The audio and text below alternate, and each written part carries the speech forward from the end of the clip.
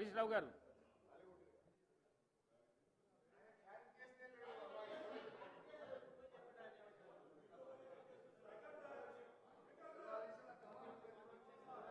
హరీష్ రావు గారు మీకే డిక్టేట్ చేస్తుంది సార్ టర్మ్స్. మీరు మైక్ ఇస్తే కూసోమంటున్నారు, మీరు వద్దంటే మైక్ ఇవ్వమంటున్నారు. మీరు అటు చెప్పినట్టు వినొద్దు సార్, జర మాదికి చూడండి సార్. అధ్యక్ష గౌరవ ముఖ్యమంత్రి గారు ప్రతిపక్ష పాత్రను మీరు బాగా నిర్వహించండి అని మాకు సలహా ఇచ్చారు. సంతోషం. ప్రజల తీర్పును మేము గౌరవిస్తాం. ప్రజలు మిమ్మల్ని ప్రశ్నించడం కోసమే మమ్మల్ని ఇక్కడ కూర్చోబెట్టారు. సో ప్రజలు మాకు ఇచ్చిన అవకాశాన్ని తప్పకుండా సద్వినియోగం చేసి మేము ప్రజల పక్షాన, మేము అధికార పక్షంలో ఉన్నా ప్రతిపక్షంలో ఉన్నా డెఫినెట్గా తెలంగాణ ప్రజల పక్షాన తెలంగాణ రాష్ట్ర ప్రయోజనాల కోసం మేము పోరాడతాం. అయితే గౌరవ ముఖ్యమంత్రి గారు బయట మాట్లాడినప్పుడు మీరు ఎన్ని గంటలు మాట్లాడతారో మాట్లాడండి, మీ మైక్ కట్ చేయము, మీరు ఎంతసేపు మాట్లాడినా శాసనసభలో అవకాశం ఇస్తాము అని బయటనేమో చెప్తా ఉన్నారు. కానీ లోపలికి వస్తే మైకు రావడం కోసం అడిగి అడిగి మా గొంతులు మూగబోతున్నటువంటి పరిస్థితి ఉన్నది తప్ప మైక్ ఇచ్చే పరిస్థితి లేదు. సో దయచేసి మీతో కోరేది, గౌరవ ముఖ్యమంత్రి గారు చాలా విషయాలు సత్యదూరమైనటువంటి విషయాలు చెప్పారు. సభ హుందాతనాన్ని తగ్గించే విధంగా మాట్లాడారు. నేను ఆ విషయాలను రెక్టిఫై చేయాలి, సభ రికార్డ్స్ను దాన్ని కరెక్షన్ చేయడం కోసం నేను మాట్లాడే ప్రయత్నం చేస్తూ ఉన్నా.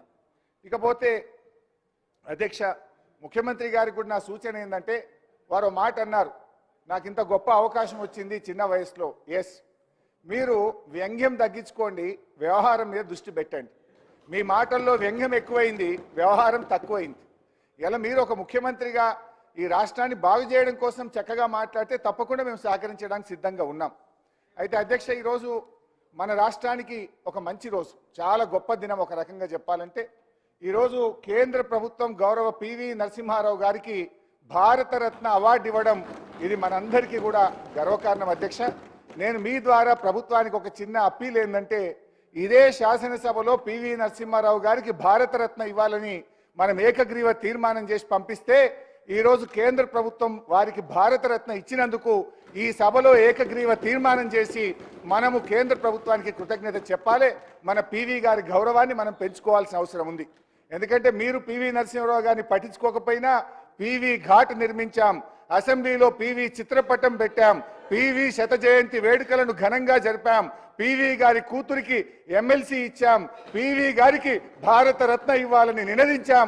ఇవాళ అది నిజం కావడం ఇది యావత్ తెలంగాణ ప్రజలకు గర్వకారణం.